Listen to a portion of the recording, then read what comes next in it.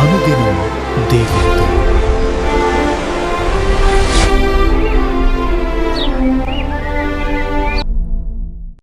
Praise the lord. అనుదినం దేవునితోనే కార్యక్రమాన్ని చూస్తున్న మీ అందరికీ మన ప్రభు అయిన రక్షకుడైన యేసుక్రీస్తు ఘనమైన నామంలో వందనాలు. ఈ ఉదయకాలం దేవుని వాక్యం చూసుకుందాం. యోబు గ్రంథము 23వ అధ్యాయము 10వ వచనం. ఆయన నన్ను శోధించిన తరువాత నేను సువర్ణము వలె కనపడుదును. సువర్ణము అంటే బంగారము. బంగారాన్ని ఇష్టపడని వారు ఎవరు ఉండరు. బంగారానికి చాలా విలువ ఎక్కువ. ఆ బంగారము అనేటువంటి లోహము అంత విలువైనదిగా ఎంచబడక ముందు అది కొలిమిలో వేసి బాగా కాల్చబడుతుంది. అట్లనే మన జీవితంలో కూడా మంచి పేరు ప్రఖ్యాతులు సాధించాలి అంటే, అందరి చేత మనము మెచ్చుకొనబడాలి అంటే తప్పకుండా శోధనల ద్వారా, శ్రమల ద్వారా మనము నడిపించబడాలి. సీతాకోక చిలుక అంటేనే అందరికీ గుర్తొచ్చేది దాని అందం. సీతాకోక చిలుక సంతోషానికి, ఆనందానికి, స్వేచ్ఛకు గుర్తు. సీతాకోక చిలుక ఆనందంగా, సంతోషంగా, స్వేచ్ఛగా ఉండడానికి ముందు, అందరి చేత అంతగా మెచ్చుకొనబడడానికి ముందు ఎన్ని కష్టాల దారి గుండా నడిచి అది అంత పేరు తెచ్చుకుందో చూద్దామా? చూసి ఆనందించని వారుండరు. అబ్బా ఎంత అందంగా ఉందని మెచ్చుకొని వారుండరు. సీతాకోక చిలుకను చూసిన వెంటనే దేవుని సృష్టిని జ్ఞాపకం చేసుకుని వారు కూడా ఉండరు.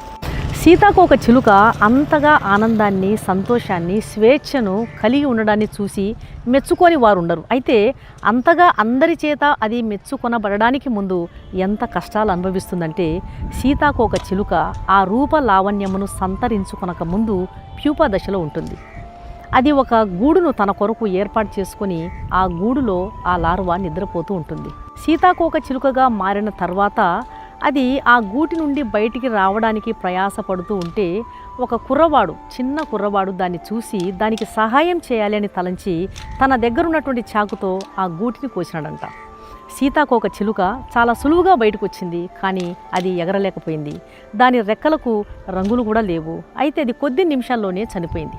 ఇదంతా దూరం నుండి గమనిస్తున్నటువంటి ఒక ఉపాధ్యాయురాలు ఆ కుర్రవాడి దగ్గరకు వచ్చి, చూడు బాబు, సీతాకోక చిలుక దానంతటా అదే గూడి నుండి బయటికి రావాలి. అది గూటి నుండి బయటికి రావడానికి పెనుగులాడి కష్టపడితేనే దాని శరీరంలో కొన్ని రకాలైన రసాలు ఊరి దాని రెక్కలకు చక్కని రంగు వస్తుంది, దానికి ఎగిరే శక్తి వస్తుంది. అంతేకాని ఇలా చేయకూడదు అని చెప్పిందంట.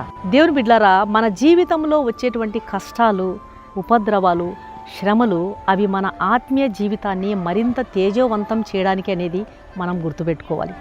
అవన్నీ కూడా మనల్ని దేవునికి సమీపంగా చేస్తాయి. ఈ శ్రమలు, కష్టాలు, బాధలు అనేవి దేవునికి మనల్ని అతి సమీపంగా చేస్తాయి. మనం ఆత్మీయంగా ఎదగడానికి అవి మనకు ఉపయోగపడతాయని మనం గుర్తుంచుకోవాలి. శ్రమల వలన మనము విధేయతను నేర్చుకుంటాం. విధేయత వలన మనము విశ్వాసాన్ని పొందుకుంటాం. విశ్వాస సహితమైన ప్రార్థన దేవుని నుండి మనకు జవాబును తీసుకుని వస్తుంది. సీతాకోక చిలుక గూడి నుండి బయటికి రావడానికి ఎలాగైతే పెనుగులాడి కష్టపడుతుందో, అది కష్టపడ్డప్పుడు దాని శరీరంలో కొన్ని రకాలైన రసాలు ఎలాగ ఊరుతున్నాయో, అలాగే మన జీవితంలో వచ్చేటువంటి కష్టాలను, శ్రమలను, దుఃఖాలను, ఉపద్రవాలను మనము ఎదిరించినప్పుడు, వాటిని మనం ఓర్పుతో సహించుకుంటూ ఉన్నప్పుడు, వాటి విషయమై దేవుని సన్నిధిలో మనం ప్రార్థన చేస్తున్నప్పుడు మన ఆత్మీయ జీవితం బలపరచబడుతుంది. మనలో ఉన్నటువంటి సుగుణాలు బయటకు వస్తాయి. అప్పుడు సీతాకోక చిలుకను చూసినప్పుడు ఎలాగైతే అందరూ మెచ్చుకుంటున్నారో, మన జీవితంలో చక్కని రంగురంగులాంటి మంచితనము, విశ్వాసము, దీర్ఘశాంతము, ఓర్పు, ఇవన్నీ కూడా ప్రజలు చూసినప్పుడు మనల్ని మెచ్చుకుంటారు. మన ఆత్మీయ జీవితాన్ని ప్రజలు తప్పకుండా పొగుడుతారు. మనం పొగడబడాలంటే, అలాగే దేవునికి మంచి పేరు తీసుకురావాలంటే, దేవునికి మహిమకరంగా జీవించాలి అంటే, అనేకులకు ఆశీర్వాదకరంగా జీవించాలంటే తప్పకుండా వీటన్నిటిని మనం ఓర్చుకోవాలి. ఇదంతా గమనించిన భక్తుడైన యోబు అందుకొరకే అంటున్నాడు, నేను శోధించబడిన తర్వాత శుద్ధమైన సువర్ణం వలె మారుదునని. కాబట్టి నా ప్రియమైన దేవుని బిడ్డలారా, మన జీవితంలో వచ్చే ప్రతి కష్టం, ప్రతి బాధ, ప్రతి వేదన, అవన్నీ కూడా మన ఆత్మీయ ఎదుగుదలకు దేవుడిచ్చే తర్ఫీదుగా గుర్తించడానికి ప్రభు మీకు కృప చూపునుగాక. కళ్ళు మూసుకోండి, ప్రార్థన చేస్తాం. పరిశుద్ధుడా, ప్రేమగల నాయన, ఈ ఉదయకాలం మీరు ఇచ్చిన శ్రేష్టమైన వర్తమానం బట్టి నీకు స్తోత్రాలు ప్రభువా. మా జీవితంలో వచ్చే కష్టాలు, ఉపద్రవాలు మమ్మల్ని మరింత తేజోవంతం చేయడానికి ఉపయోగపడతాయని మీరు దినం వాక్యం ద్వారా సెలవిస్తున్నారు. తండ్రి, నీకు వందనాలు.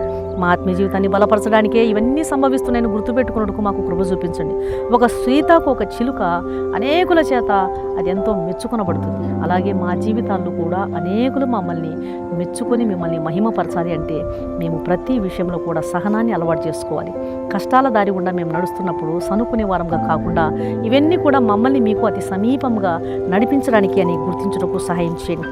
శ్రమల వలన విధేయత నేర్చుకుంటాం. శ్రమల వలన విధేయత నేర్చుకుని ఆ విధేయత నుంచి విశ్వాసాన్ని పొందుకుంటాం. విశ్వాస సహితమైన ప్రార్థన మీకు ఆనందకరంగా ఉంటుంది. కాబట్టి నా ప్రియమైన ప్రభువా, ఆత్మీయంగా ఉన్నతమైన స్థితిలో మమ్మల్ని ఉంచండి. మీ దాసుడైన భక్తుడు యోబు గారు అంటున్నారు, నేను శోధించబడిన తర్వాత శుద్ధమైన సువర్ణం వలె మారుదును అని ఎంతో సంతోషిస్తున్నాడు. నా ప్రియమైన తండ్రి, ఆ రీతిగా మీ దాసుడు ఆలోచన విధానం ఉంది కాబట్టే భక్తుడుగా ఎంచబడ్డాడు. మీ నుంచి మంచి సాక్ష్యాన్ని సంపాదించుకున్నారు. మీ నుంచి మేమంత మంచి సాక్ష్యాన్ని సంపాదించుకునే కృప మాకందరికీ దయచేయండి. అలాగే ఈ వాక్యం వింటున్న ప్రతి ఒక్క బిడ్డను కూడా మీరు దర్శించండి. నా ప్రియమైన తండ్రి, మీరే కృప చూపించండి. నా తండ్రి, ఈ ఎగ్జామ్ రాస్తున్నటువంటి బిడ్డలందరికీ కూడా ప్రార్థన చేస్తున్నాను. వారందరికీ కూడా మీరు సహాయం చేయండి. గర్భవతులకు సుఖమైన ప్రసవం దయచేయండి. ప్రతి విషయంలో నేను ఆనుకునే కృప నా ప్రార్థన ఆలకించండి.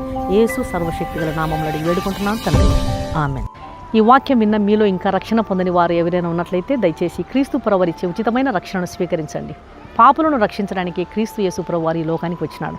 ఆయన కలువరి శిలువలో తన శుద్ధమైన రక్తాన్ని గార్చినాడు. ఆయన రక్తంలో కడుగబడితేనే ఒక పాపికి రక్షణ, నిరీక్షణ, పాప క్షమాపణ, నిత్య జీవము దొరుకుతుంది. కాబట్టి ఆయన ఇచ్చే ఉచితమైన రక్షణను స్వీకరించండి. ప్రభు మీ ఆత్మను రక్షించును గాక. God bless you.